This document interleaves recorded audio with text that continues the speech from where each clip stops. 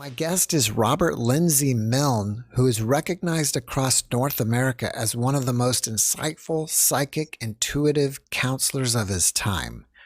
Robert has traveled the world giving insight with his psychic intuitive sessions to tens of thousands of people and has also worked with the police and Canadian Secret Service, helping to gather intel and work on missing persons cases. Today, we're going to talk about some of his life experiences as well as get his predictions for 2023. Robert, welcome back and thanks for joining me.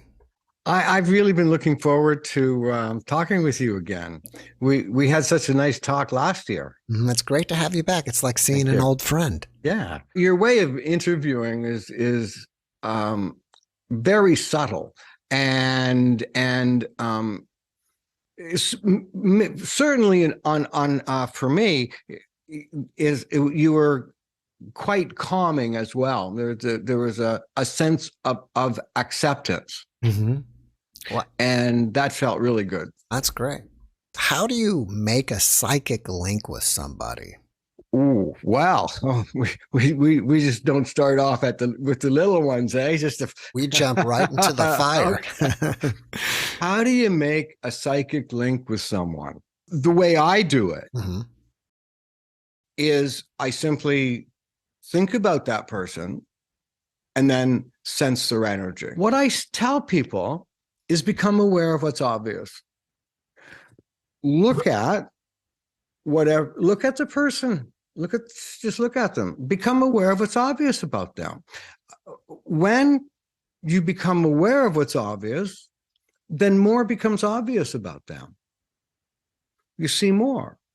And when I see that in terms of I see more, I really seldom have a sense of opinion. And then when I see what's obvious, then more becomes obvious after that. And it just expands and then becomes more obvious. And then you get to a point in that moment of your awareness, what's obvious to you is not obvious to the people around you. And that's the very first steps of being in tune or being psychic. That's the very first thing. And what I get people to do is become aware of what's obvious and tell them. Say it. Other things to learn about what's obvious, it just came to my mind. Get some old photos. The real photo ones, not the ones that you would see in magazines.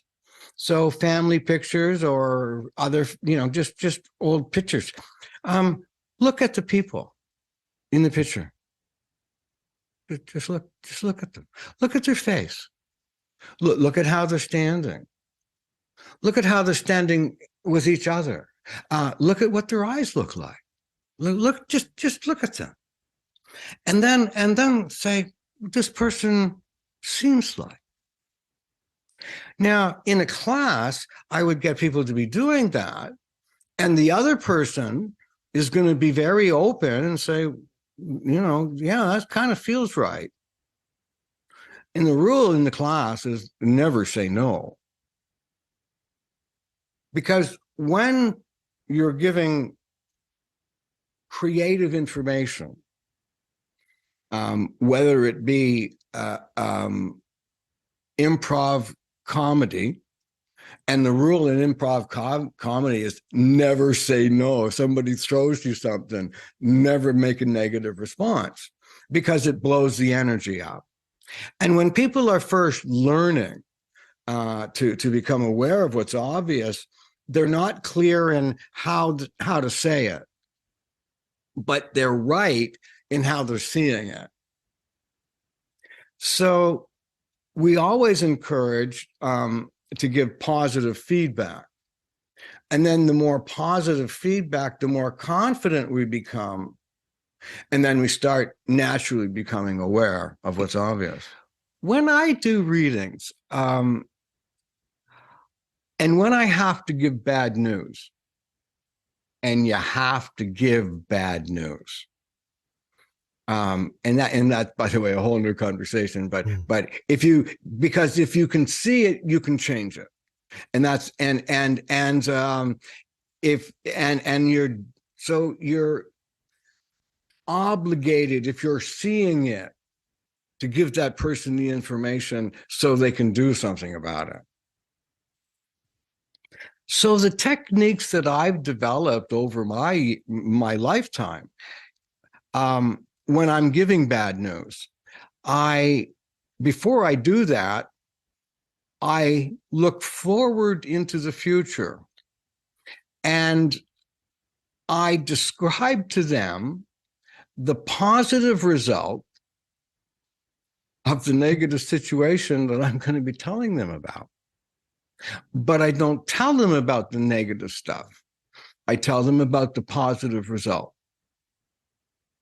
And then I talk about something different. And then I go back and talk a little bit more about the positive thing. And then just like a little drop of water in a basin, I'll drop just a little hint. And then change the subject and then give more other information. And then talk about the positive thing, then come back and in some cases I'll take a half an hour to get to the point where I'm giving them that information. And most of the time they already have it. They already have figured it out. And most of the time they're not panicked. Are your psychic experiences happening to you spontaneously, or is that something that you control?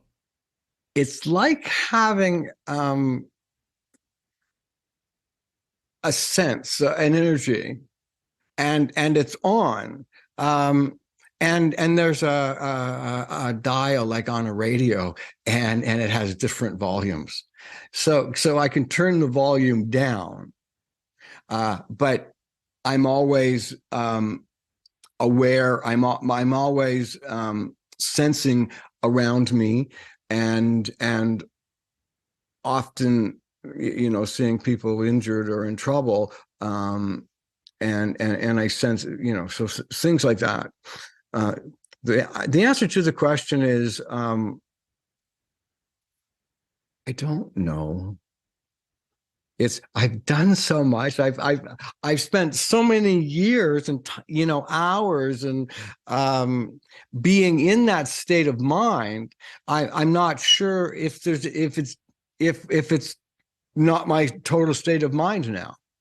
Do you ever find yourself like at a grocery store and you're just picking up something from the guy in front of you in line and you are trying to determine, should I tell this guy something or stay silent? Well, first of all, if I did something like that, that would be me going to the person. I could get punched in the face for that. So even if I was right. So the other thing is, it's not my business. Do you think that everybody is psychic to some extent? I think that, being psychic is a natural phenomenon that most mammals have. And being psychic, if you think of psychic, the word psychic comes from a Greek root, psyche, mind, soul, or self. And if you have one of those and you use it, then you're psychic. So just being a mammal, you have that sense of awareness. It's what caused us to survive. It's what caused us to get out of the caves. It caused us to have the type of society that we have today. Mammals are pack animals too. So most animals or most humans have a sense, an intuition. Have you ever been somewhere and you look up and someone's looking at you, and it's not intimidating? You just notice. Well, that's people sensing each other's energy, and most people can do that. Then some can do it more. Being psychic is a natural phenomenon that we have, and it's for it's survival, and almost everyone has it. Think of a bell-shaped curve. At one end of the spectrum, there is somebody with absolute zero awareness, and then at the far end of the bell-shaped curve, there's someone that has 100%. I wouldn't want to be either one of those guys.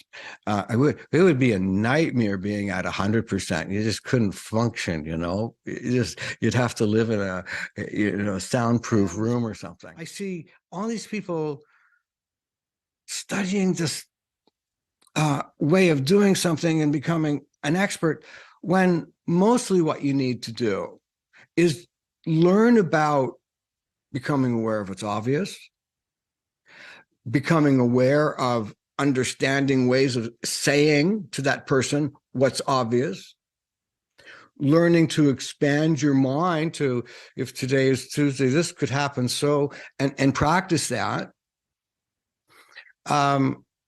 Usually when I teach a class, though, I'll say, you have to practice every day. And one person comes up and says, ask a question. And I say, well, okay, do a couple of 100 readings and come on back and talk to me, and we can sort that out. And they go, 200 readings? And I say, oh, yeah, I know. I've done 100,000. So, and the point of that is, understand the basics and then improve upon them. But when you get messed up, go back to the basics again. Now, when you're talking about noticing the obvious, to me, it means that you're, first of all, just kind of reading their body language. Is their body language telling you a lot of information, or is it helping you connect with them psychically? Both. Okay, I'm going to make a question, but you don't have to answer it.